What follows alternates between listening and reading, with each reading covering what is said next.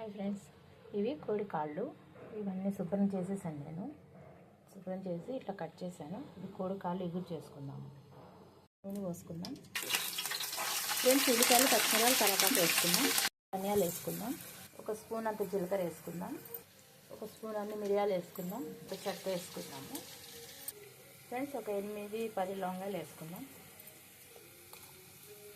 Friends. ఉల్లిపాయలు వేగాయి. ఒక spoon అల్లం వెల్లుల్లి పేస్ట్ వేసుకుందాం.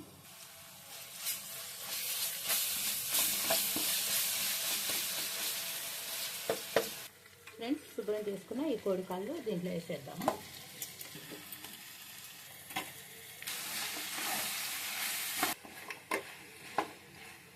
ఫ్రెండ్స్, పసుపు వేసుకున్నాము.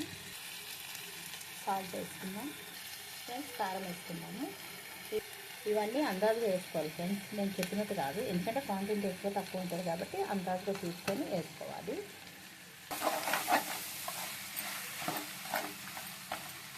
ఒక బియ్యం ఆకు వేసుకుందాం. ఇంకా గసాలు వేసుకుందాము. పోసి ఉడికించుకుందాం బాగా. మూత పెట్టేసుకొని ఉడికించుకుందాం బాగా. ఈ పొడి మసాలా అంతా పొడి చేసుకుందాం.